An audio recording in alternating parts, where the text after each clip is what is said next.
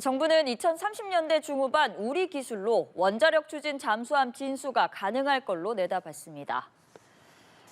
국방부 원종대 자원관리실장은 오늘 이재명 대통령 주재로 열린 국무회의에서 가장 핵심 난제였던 연료 확보에 관한 한미 간 협의가 진전돼 사업이 본격 추진될 여건이 마련됐다며 이같이 보고했습니다.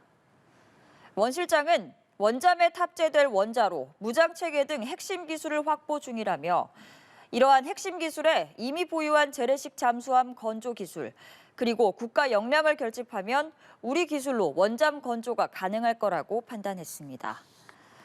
구체적으로 원잠용 원료를 확보하고 2020년대 후반 건조 단계에 진입한다면 2030년대 중후반 진수가 가능할 거라는 일정표를 내놨습니다.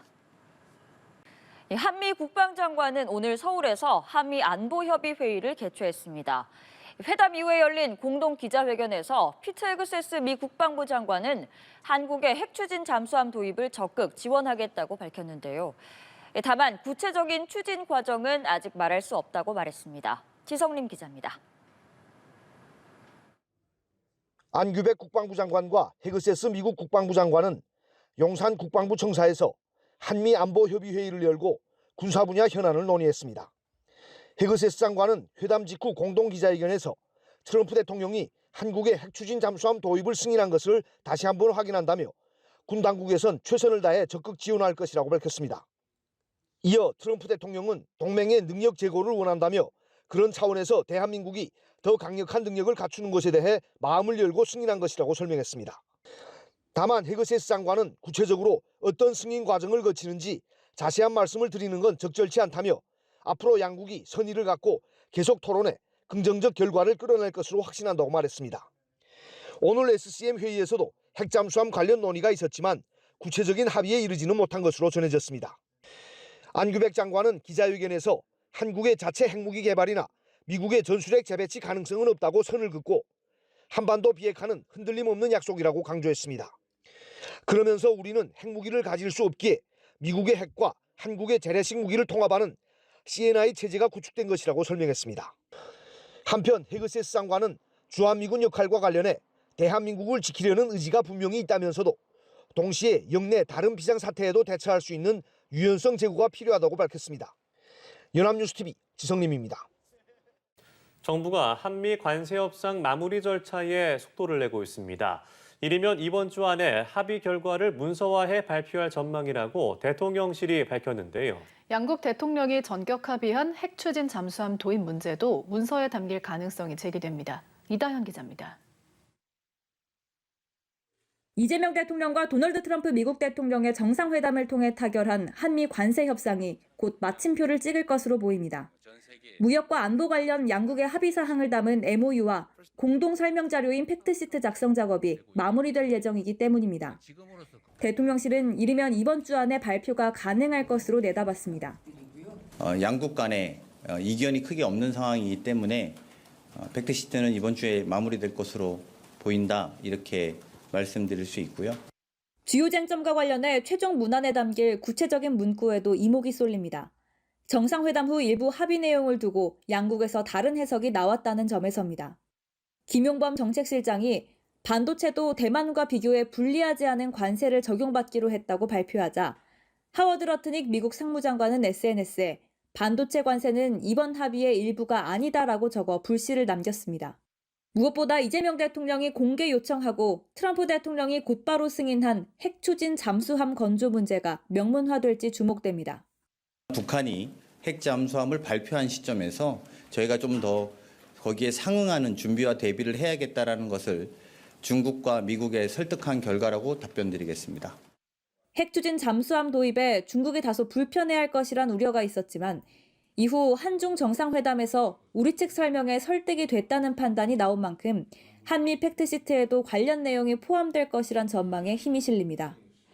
특히 방한한 피트 헤그세스 미국 국방부 장관이 이 대통령을 예방한 자리에서 핵추진 잠수함 건조 문제에 관한 구체적인 논의가 오갈 가능성이 있다고 여권 관계자가 전했습니다. 연합뉴스TV 이다현입니다. 핵 추진 잠수함 개발이 현실화하면서 남북 간 해군력 경쟁이 불붙은 모습입니다. 북한은 올해 5,000톤급 구축함을 2척 진수했는데요. 네, 그래도 이지스 구축함을 포함한 수상함 전력은 여전히 우리가 앞서고 있습니다. 현재 관심을 모으는 핵 추진 잠수함 건조 계획의 경우 북한이 먼저 추진을 했다는데요. 지성림 기자입니다. 우리 해군 무력에 비해 늘 열세였던 북한 해군력. 그랬던 북한이 올해 들어 5,000톤급 이지스 구축함을 2척이나 건조해 바다에 띄웠습니다. 우리 해군의 활동 수역은 영해에만 머무를 수 없으며 해군 전력은 반드시 원양해로 뻗쳐가야만 합니다. 더 나아가 북한은 5,000톤급 이상의 구축함을 매년 2척씩 건조해 해군에 인도한다는 계획도 공개했습니다. 북한은 2년 전에는 3,000톤급으로 추정되는 이른바 전술핵 공격 잠수함도 건조했지만 이 잠수함은 2년 넘게 운영을 못하고 있습니다. 북한의 이 같은 노력에도 수상함과 디젤 잠수함 분야에서는 우리가 여전히 우위에 있다는 평가입니다. 우리 해군은 지난 9월 두 번째 8,200톤급 이지스 구축함 다산 정약용함을, 10월에는 첫 3,600톤급 잠수함 장영실함을 진수했습니다. 하지만 바다의 게임 체인저로 불리는 핵 추진 잠수함 건조 계획은 우리가 북한보다 늦게 추진됐습니다. 한미 정상 간 합의로 한국의 원자력 추진 잠수함 확보는 기정사실화됐지만 사업 착수 시기는 아직 정해지지 않았습니다. 한 10여 년 정도 소요되기 때문에 지금 결정하더라도 30년대 중반 이후가 될 겁니다. 반면 북한은 2년 전부터 핵 추진 잠수함 확보를 공식화했습니다. 올해 3월에는 김정은 국무위원장이 조선소를 시찰할 때 핵 잠수함이라 주장하며 건조 중인 선체 모습을 공개했습니다.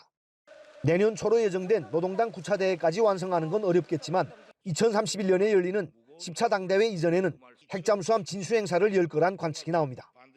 북한이 러시아로부터 소형 원자로를 비롯한 관련 기술을 지원받을 경우 핵잠 건조 기간은 더 단축될 수 있다는 전망도 나옵니다. 연합뉴스TV 지성림입니다. 미국이 한국의 핵 추진 잠수함 건조를 승인한 것은 최우방국인 영국이나 호주에도 주지 않은 핵심 기술을 제공하기로 한 것이라는 평가가 나옵니다. 한미 무역 협상 타결과 관련해서도 긍정적인 평가가 나왔는데요. 신주원 PD가 전해드립니다.